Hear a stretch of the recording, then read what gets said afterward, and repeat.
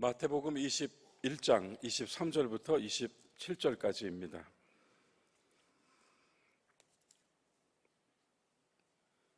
봉독하여 읽겠습니다.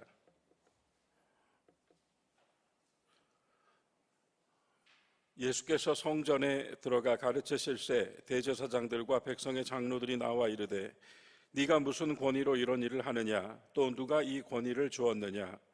예수께서 대답하시되 나도 한 말을 너희에게 물으리니 너희가 대답하면 나도 무슨 권위로 이런 일을 하는지 이르리라. 요한의 세례가 어디로부터 왔느냐? 하늘로부터냐 사람으로부터냐? 그들이 서로 의논하여 이르되 만일 하늘로부터라 하면 어찌하여 그를 믿지 아니하였느냐 할 것이요 만일 사람으로부터라 하면 모든 사람이 요한을 선지자로 여기니 백성이 무섭다 하여 예수께 대답하여 이르되 우리가 알지 못하노라 하니 예수께서 이르시되 나도 무슨 권위로 이런 일을 하는지 너희에게 이르지 아니하리라. 아멘. 한나 여신도회, 루디아 여신도회 하나님께 찬송 올려주시겠습니다.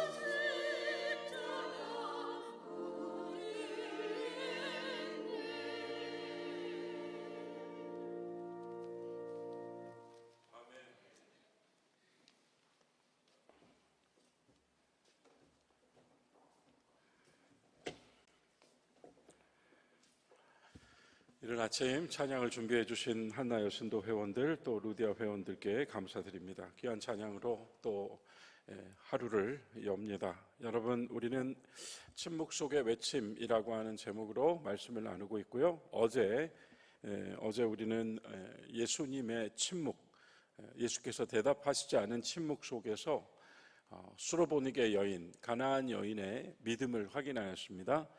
가나안 여인의 믿음의 핵심은 주여 올소이다 많은에 있었습니다. 그래서 주님께서 침묵하시고 주님께서 거절하시고 심지어 멸시하시기까지 대하였지만 이 여인은 포기하지 않았고 끝까지 그가 가지고 나온 문제, 곧 그의 딸을 살리는 문제를 해결할 수 있는 분은 주님밖에 없기 때문에 끝까지 주님을 붙잡았습니다. 그래서 결국은 주님이 거절하시는 것도 옳습니다. 주님이 나를 무시하는 것도 옳습니다. 대답하시지 않는 것도 옳습니다. 주님이 하시는 것이 옳습니다. 그렇지만은이라고 더함으로써 믿음을 보여주었습니다. 자, 오늘 두 번째 날로 우리는 또 한 번 예수님의 침묵을 확인하게 되는데요. 이 두 번째 침묵은 또 다른 차원에서 이루어지는 침묵이고 오늘 우리들에게 던져지는 굉장한 메시지가 이 말씀 안에 있음을 전제하겠습니다. 마태복음 9장, 마가복음 2장, 누가복음 5장 공간복음이 모두 다룬 사건 하나가 있는데 이렇게 모든 복음서가 다 다루었다는 것은 그만큼 비중 있는 일이었다는 것이고요. 그 사건이 뭔가 하면 바로 중풍병 환자를 고치신 예수님의 이야기입니다. 마태복음 9장, 마가복음 2장, 누가복음 5장에 이 이야기가 나오죠. 여러분 잘 아십니다. 인파가 너무 몰려들어서 도저히 직접 주님 앞으로 이끌어 갈 수가 없기에 지붕을 뚫어서 침상을 예수님이 계신 곳으로 내린 친구들의 이야기죠. 예수님께서 그 대목에서 이 중풍병 환자를 눈여겨보시면서 동시에 무엇을 보셨다고 하는가 하면 그 친구들의 믿음을 보셨다라고 합니다. 그 친구들의 믿음을 보셨다. 여러분, 복음서 안에서도 이 구절은 우리들에게 굉장한 희망을 주는 말씀입니다. 그들의 믿음을 보시고 이 사람을 고치셨다예요. 그 공동체적 믿음 또는 구성원들이 함께 가지고 있는 믿음을 보시고 그 한 사람을 치유하시고 회복시키신 일, 그래서 그들의 믿음을 보시고 그 중풍병자에게 말씀하시길, 이 두 사건입니다. 그들의 믿음을 보시고 중풍병자에게 말씀하시길 작은 자야 안심해라. 풍파 속에서 제자들에게 하셨던 말씀이죠. 안심해라. 작은 자야 안심해라. 그대는 죄 사함을 받았느니라. 그때 왜 거기에 있었을까요? 예수님을 고발하려고 있었겠죠. 유대 서기관 하나가 마음속으로 숨은 마음으로 신성모독이다 라고 외쳤습니다. 그러자 예수님께서 그 속을 아시고 또는 그 속을 보시고 라고 되어 있고요. 너희가 어찌하여 마음에 악한 생각을 품느냐라고 하셨습니다. 그리고 나서 곧바로 그 서기관과 또 거기 있던 모든 사람들을 향하여 너의 죄 사함을 받았느니라 하는 말과 일어나서 걸어가라 하는 말 중에 어느 것이 쉽겠느냐? 여러분 이 말씀 아시죠? 너의 죄 사함이 받았다라고 하는 말과 걷지 못하는 사람에게 일어나서 걸어라 하는 말과 어느 것이 쉽겠느냐? 그러나 인자가 세상에서 죄를 사하는 권능 있는 줄을 너희로 알게 하려 하노라.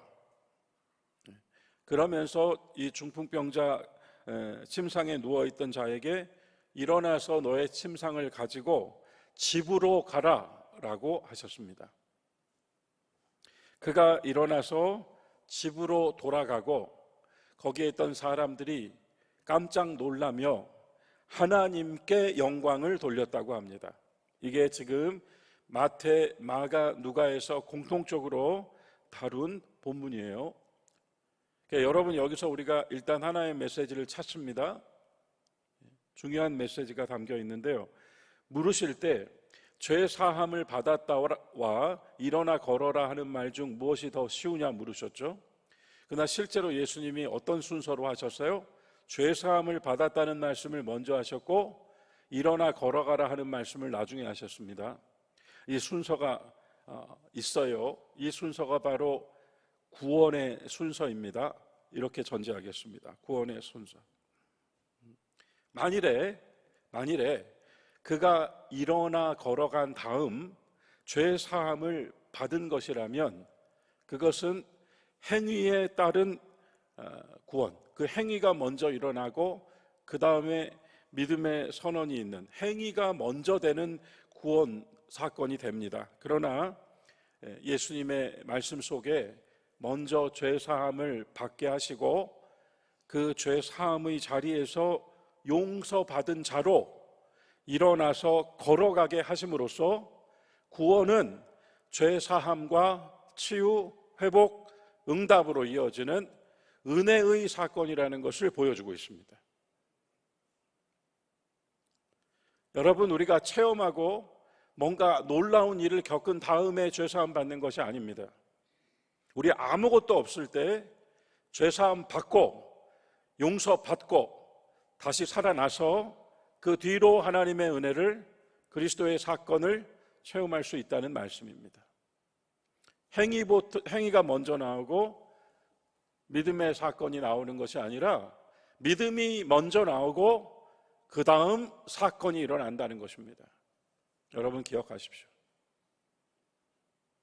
그래서 우리는 이 성경의 말씀을 통하여 죄 사함을 받으라고 하는 메시지를 끊임없이 받아드는 겁니다. 우리를 새로 나게 하고 일어나게 할 뿐만 아니라 치유와 회복과 소생과 모든 신앙적 사건들의 출발이 내가 용서받으며 그 마음으로 일어서는 것이기 때문입니다.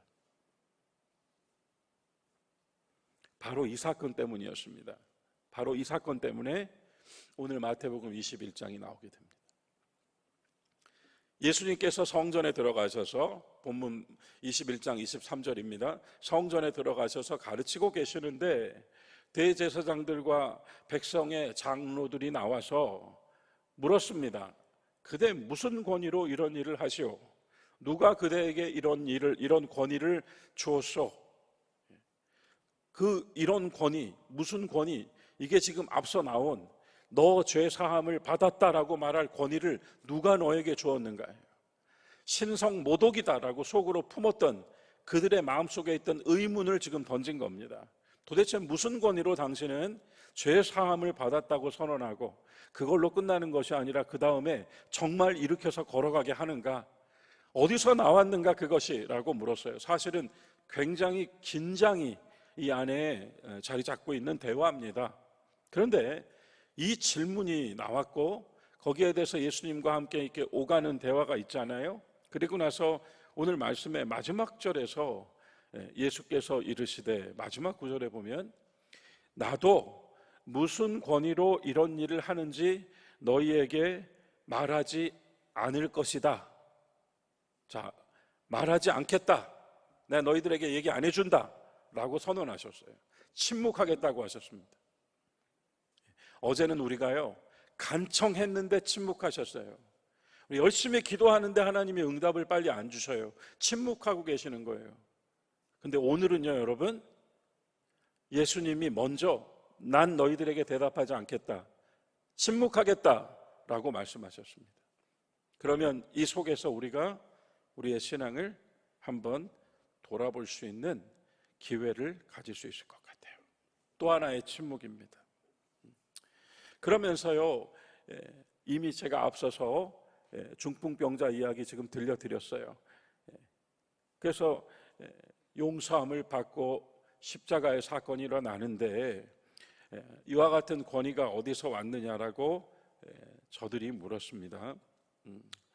자, 이제 생각해야 될 것, 이 예수님의 침묵을 이미 우리가 마지막 구절에서 이미 들었기 때문에, 나는 대답하지 않겠다는 말씀을 들었기 때문에 이제부터 우리가 생각해 봐야 될 것.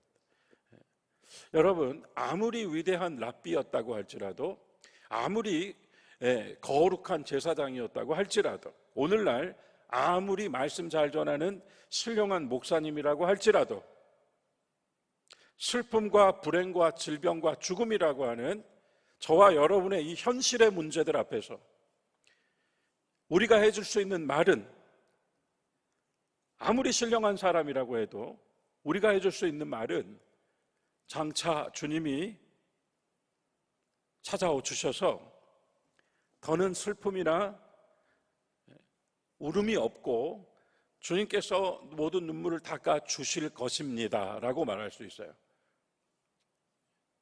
그렇죠? 우리가 할 수 있는 얘기는, 믿고 기다려보자, 주님께서 응답해 주실 거야. 소망을 품고 포기하지 말자, 주님께서 치유해 주실 거야. 언젠가 우리가 주님 앞에 서면 우리의 모든 것을 다 갚아주시고 또한 우리의 눈물을 닦아 주실 거야 라고 밖에는 얘기할 수 없어요, 우리는. 하지만 예수님은 달랐죠. 그 전에 있던 그 어떤 랍비도, 그 어떤 서기관도, 그 어떤 바리새인도 다 말로 했지 실질적으로 사건이 일어나지 않았잖아요. 그런데 예수님 달랐잖아요. 그분이 오시고 그분을 만나면 걷지 못했던 사람이 걸어버리고, 보지 못했던 사람이 보게 되고, 가난에 찌들었던 사람이 즐거워하고, 억압받고 있던 사람이 자유하다고 찬양을 부르고, 심지어는 죽어가던 사람이 일어나고, 관 속에 있던 과부의 아들이 나오고, 무덤에서 썩고 있던 시체조차 걸어 나왔어요. 자, 이 차이요, 우리가 할 수 있는 건 말이에요. 믿음의 말입니다. 그러나 예수님은 믿음의 말이 아니라 믿음의 사건을 진짜 일으키고 계셨잖아요. 일어났잖아요, 사건들이. 그래서 바로 이것들을 눈으로 본 사람이 물은 겁니다. 여러분과 저는 여전히 성경을 읽고 듣고 생각하지만 실제로 그걸 눈으로 본 사람들이 지금 물어본 거예요. 무슨 권위로 이런 일을 하고 누구에게서 이런 힘이 나왔는가라고 물었던 겁니다. 우리보다 훨씬 더 궁금했겠죠, 그들은. 왜냐하면 그 누구도 그런 일을 할 수 없으니까요. 당신은 도대체 누구이고 도대체 그 능력은 어디서 왔습니까? 이렇게 물은 겁니다. 물론 우리가 이 본문을 읽을 때 논쟁적으로 예수님을 향하여 아주 공격적인 질문을 했다라고 읽을 수도 있지만, 여러분 정말 궁금하지 않았을까요? 그 누구도 하지 못하는 일들이 막 일어나고 있으니까요. 당신은 정말 다르시군요 하는 마음이 있지 않았을까요? 그런데 그런 능력을 가진 사람이라면 나라의 왕도 될 수 있겠고 로마를 정말 집어삼켜서 황제가 될 수도 있을 것 같은데, 당신은 그런 거에는 관심이 하나도 없군요. 당신 곁에 있는 제자들은 머리가 좋고 훌륭하고 용맹스러운 장수도 아니고 출신이 어디인지도 모르는 초라한 사람들, 그들이 당신의 제자라고 옆에 있군요. 당신 참 다르군요. 근데 당신은 누굽니까? 라고, 제발 밝혀주십시오 라고 물은 겁니다. 거기에는 예수님을 향한 도전도 있었겠지만 진짜 궁금했던 것도 있었던 거예요. 가져와 볼까요? 우리도 이 정도의 마음은 품고 살았어야 되는 거 아닐까요? 정말 당신은 누구입니까? 라고 물어봐야 하지 않았을까요? 그래서 우리도 확신을 가지고 싶어 해야 하지 않았을까요? 만일 우리가 다 말로 하는 세상에서 사건으로 역사하시는 주님을 진짜 봤다면, 진짜 믿는다면, 그 답을 찾았다면, 이분을 만나고 이분이 오시면 살아난다 하는 것을 믿었다면, 여러분 전 항상 얘기해요. 믿음은 10%, 20%, 30% 없어요. 믿음이 있었다와 믿음이 없다가 있을 뿐입니다. 이 정도는 믿고 이 정도는 믿지 않아 믿음 없는 거예요. 믿음은 그냥 다 믿어버리는 겁니다. 그렇죠? 그래서 이분을 만난 사람은 살아나더라 하는 걸 성경을 통해 봤어요. 이분을 만난 사람은 보더라 하는 거 봤습니다. 그런데 이 모든 것을 보고서도 우리는 저 서기관처럼 질문하잖아요. 사실은 달라질 수밖에 없는 거 아닙니까? 이 예수님을 정말 알았다면 사실은 확신에 차서 살 수밖에 없지 않을까요? 저부터요? 사실은 끝까지 이 믿음을 잃어버리지 않으려고 붙잡고 있어야 되는 것 아닐까요? 종전에 이런 사람을 본 적이 없었고 앞으로도 이런 분을 만날 수 없기 때문에요. 이 예수를 정말 알았다면 나는 이 예수에 붙어서 살겠다라고 하는 결심이 설 수밖에 없지 않을까요? 교회가 이런 모임일 수 있을까요? 교회가 단체나 모임이 될 수 있을까요? 예수님께서 말씀하셨죠. 교회는 음부의 권세가 이기지 못한다고 했습니다. 음부의 권세가 이기지 못할 곳이에요, 여기가. 교회가 용서하면 하나님도 용서하시고 교회가 정죄하면 하나님도 정죄한다고 하셨어요. 교회가 모임입니까? 교회는 이기신 예수님의 이름입니다. 성경이 지식입니까? 절대 그럴 수 없습니다. 이제까지 인류 역사에서 이런 분은 없었기 때문에 바로 이분을 증거하고 그가 일으키신 일들을 우리에게 들려주고 있는 성경은 셈이죠. 밥입니다. 여기에는 정말 기쁨이 있고요. 여기에는 정말 우리의 삶을 도약시켜주는 확신이 있어요. 저 굉장히 격앙된 듯 말씀드리는 이유는 이 예수를 가졌음에도 2000년 인류 역사는 끊임없이 예수님을 향하여서 당신은 누구입니까? 라고 묻는 역사였습니다. 만일에 서기관의 질문에 주님이 정말 대답해 버리시면 어찌 되었을까요? 만일에 이 질문에, 오늘 본문 말씀에 있는 질문에 예수님이 나는 하나님에게서 왔고 내 능력은 하나님께서 주셨으며 나는 지금 하나님의 일을 하고 있다는 것을 증명해 보여버리면 어떻게 됐을까요? 이 질문을 한 사람도 거기 있던 사람들 어떻게 되었을까요? 사실은요, 이 마태복음 21장의 23절에 있는 이 질문이요, 그대 무슨 권위로 이런 일을 합니까는 사실은 이 질문에 정말 예수님이 대답해 주시면 이 사람들 바로 이 순간부터 완전히 끝나고 새로워져야만 하는 질문을 던진 겁니다. 맞지 않아요? 정말 주님이 즉답해 주시면 이제까지 내가 붙들고 있었던 것이 다 허망한 것이었구나 하고 내려놔야 되고요. 정말 예수님이 하나님의 권위로 하나님의 자녀를 하나님께로 이끄시기 위하여 오셨고 내가 지금 너를 만났다 해버리시면 지금까지 내가 신경 썼던 거 전부 버리고 지금 예수님만 봐야 되는 순간이 찾아왔잖아요.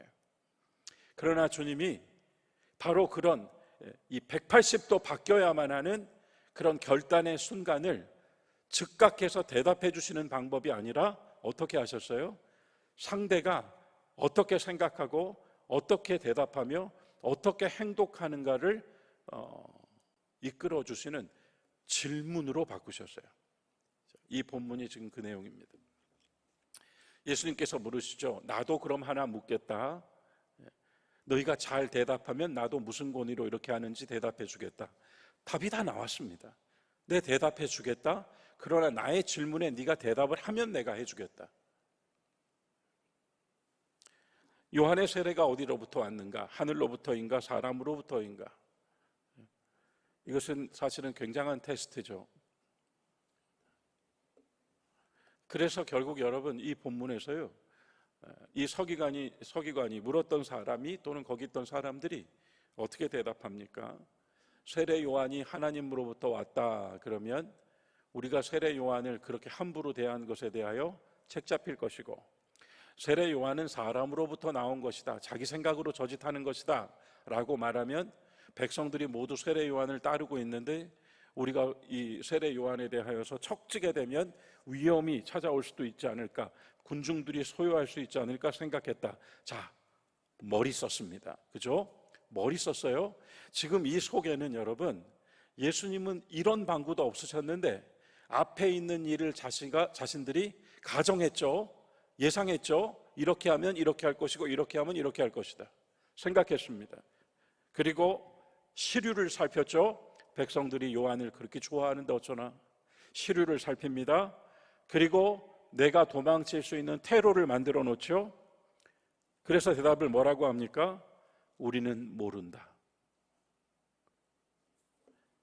우리는 모른다. 이렇게 대답해 버리고 맙니다.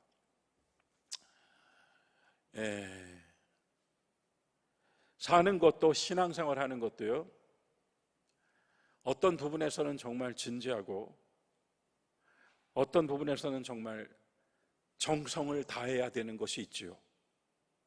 진지해야 될 부분이 있는 겁니다. 적어도 교회가 함께 1년에 한 번 예수님 고난에 참여하자고 하는 특별 새벽 기도를 하는 이 시간은 굉장히 진지한 시간이죠. 1년에 한 번 있는 진지한 시간이죠. 내 신앙의 그 진실함과 진지함을 표현할 수 있는 시간이죠. 내가 그리스도의 고난과 십자가에 어떤 마음으로 임하고 있는가에 대하여 몸으로 살아볼 수 있는 시간이죠. 사실은 믿음이라는 것 자체가 모험이고 기도하는 행위 자체가 현실을 뚫고 나가려고 하는 도전입니다. 살면서 개인적으로나 가정적으로나 또 관계적으로 목숨을 걸고 나서야 되는 순간이 있고, 사랑하는 사람들을 위해서라면은 어떤 것도 아깝지 않다고 결심해야 되는 순간도 있고, 내가 살기 위하여서는 이것을 견뎌야만 한다라고 하는 순간도 있고, 슬퍼서 견딜 수가 없는데 울음을 꾹 참고 이를 꽉 다무는 그런 순간도 있죠. 삶 속에 그렇게 진지한 순간들이 있죠.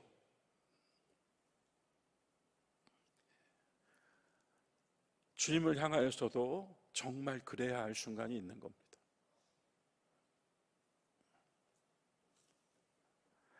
그런데 무슨 권위로 이런 일을 하며 무슨 권위로 이런 능력을 행사하는가? 이 물음 자체는 나쁜 물음이 아니었습니다. 이 물음의 대답을 바로 들으면 그 대답으로부터 그 사람들이 바뀔 수도 있는 건데요, 주님께서 다시 물으셨을 때 모든 것을 계산해 본 다음에 나는 모른다 라고 무책임하게 답해버리고 맙니다. 그러자 예수님께로부터 돌아오는 대답, 나도 너희들에게 대답해 주지 않겠다. 자, 여러분 이제 마무리할게요. 지금 저의 이야기를 함께 잘 따라와 주셨다면 이제 이 마지막 이야기에서 우리에게 오늘 화요일 이 침묵을 또 한번 우리가 생각해 볼 수 있을 것 같습니다. 중풍병에 걸린 내 친구를 살리려고 지붕을 뚫어서 예수님 앞에로 내려보내는 이 친구들은 너무 진지했죠. 진심이었죠. 예수님이 그들의 믿음을 보셨다고 합니다. 그래서 이 환자는 죄사함을 받고 치유와 회복을 얻고 새로운 출발로 걸어가 나아갈 수 있게 되었습니다.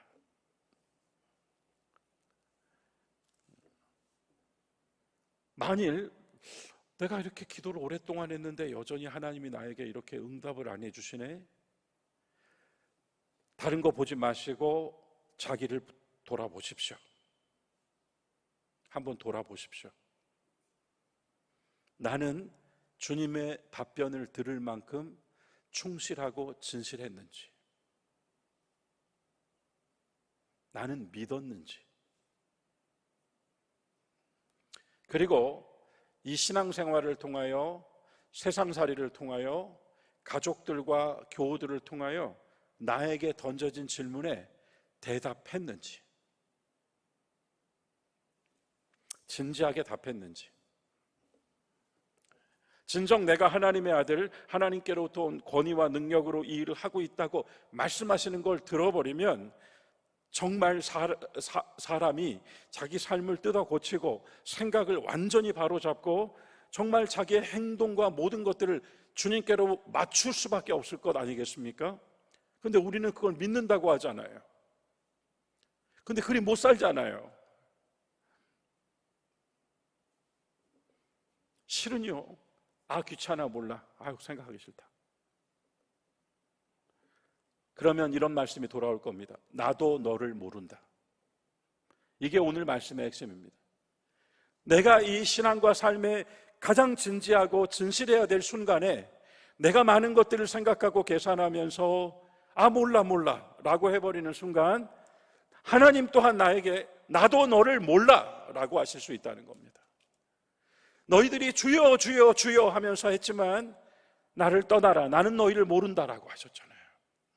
여러분, 우리 이 말씀을 정말 깊이 생각해 봐야 되겠습니다. 저는 이렇게 고난주간에 주님의 이 또 하나의 침묵에 저를 세워봤습니다. 내가 피하면 주님도 놓으십니다.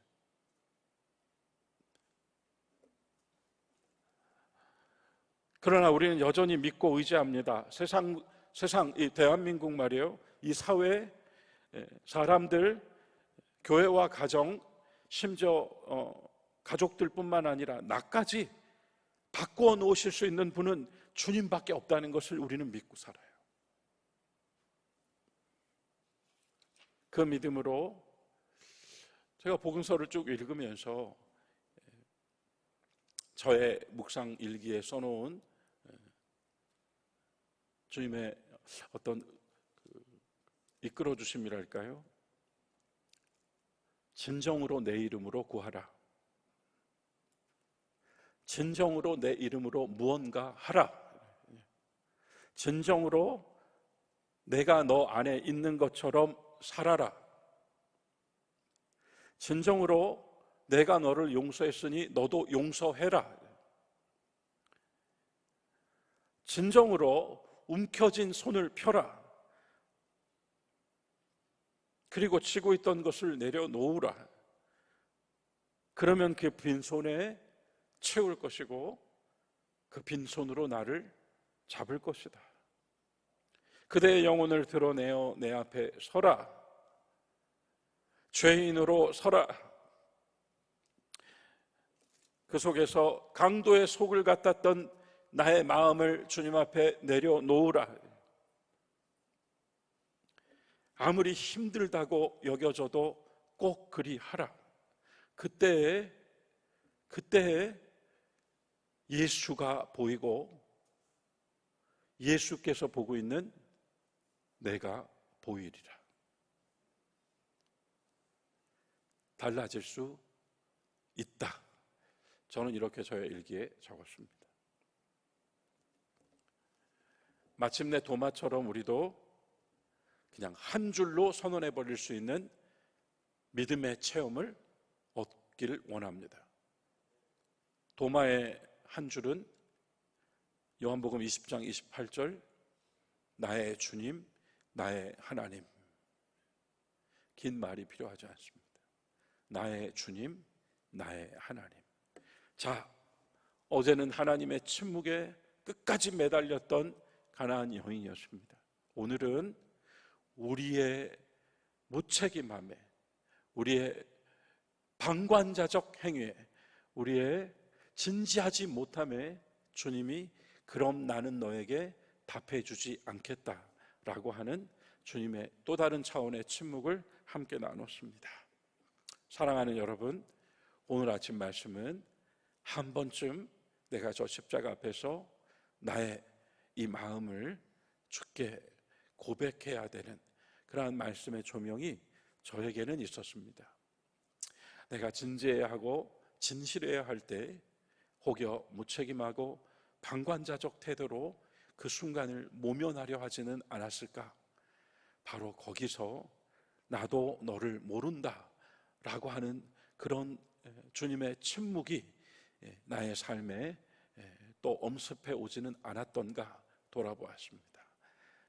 우리의 열심 속에 그들의 열심이, 그들의 믿음이 이 사람을 고쳤던 것처럼 또 우리의 열심 속에 얼마나 많은 사람들이 살아날 수 있을지 우리는 예측할 수 없습니다.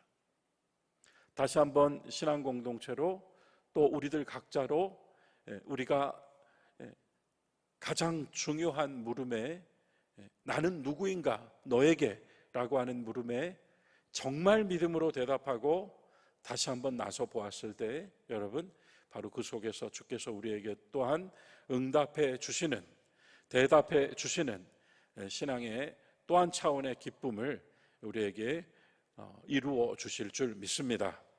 그와 같은 믿음의 자리를 회복하시는 이 한 주간 또 십자가 앞에서의 시간이 되시기 바랍니다.